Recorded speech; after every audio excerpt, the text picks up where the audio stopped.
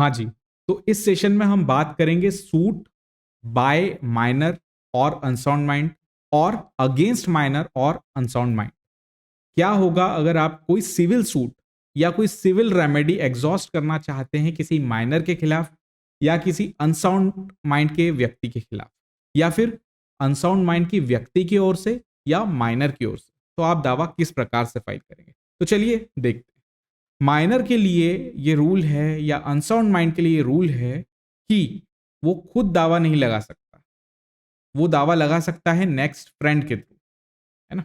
मतलब किसी दोस्त, किसी सगे संबंधी के द्वारा ही ऐसा दावा लगाया जा सकता है। तो इसका ऑब्जेक्ट क्यों है, ऐसा क्यों रखा है, ऐसा क्यों प्रोविजन रखा है। मान लीजिए वो केस हार जाता है और उस पर कोई पेनल्टी इंपोज होती है, कोई कॉस्ट इंपोज होती है, तो वो कौन पे करेगा, है ना। ये सोचने वाली बात होती है, क्योंकि माइनर है, उससे तो रिकवरी होगी नहीं। तो वेल इन दैट केस, इसलिए ये लॉ बनाया गया कि हर दावा माइनर के थ्रू जो फाइल होगा या अनसाउंड व्यक्ति के द्वारा जो फाइल होगा वो थ्रू नेक्स्ट फ्रेंड होगा। अब नेक्स्ट फ्रेंड कोई रिलेटिव भी हो सकता है, ऑर्डिनरीली नेचुरल गार्जियन, है ना। नेचुरल गार्जियन होते हैं, या फिर मतलब नेचुरल गार्जियन फादर मदर ये होते हैं। कई बार अगर मान लीजिए कि हस्बैंड पैरालाइज्ड हो गया है, तो वाइफ लगा सकती है एज ए नेक्स्ट फ्रेंड दावा। तो ये सारी चीजें होती है।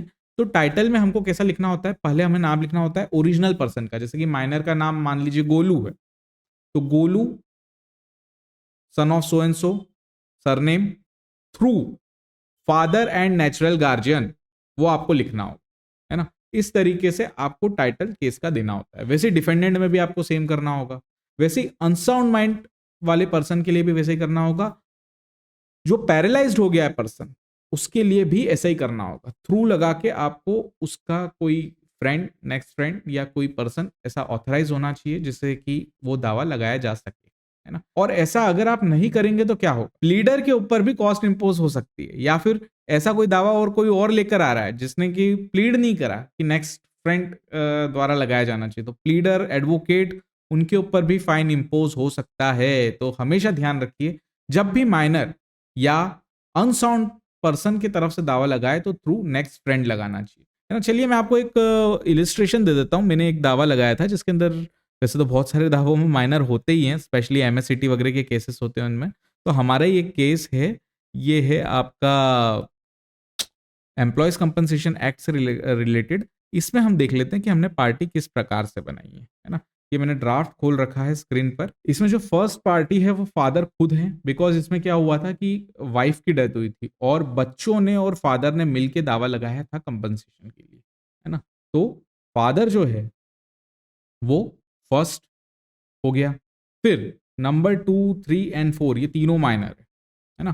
तो इन्हें हमने किस तरीके से स्यू करा है, तो इन्हें हमने लिखा है क्रमांक 2 से 4 अवयस्क मतलब माइनर थ्रू, इन्हें द्वारा पिता एवं नैसर्गिक पालनकर्ता विनोद गोदावरे पिता सोएंसो, ये लिखना मैंडेटरी है। अगर आपने ये लाइन नहीं लिखी तो लॉयर के ऊपर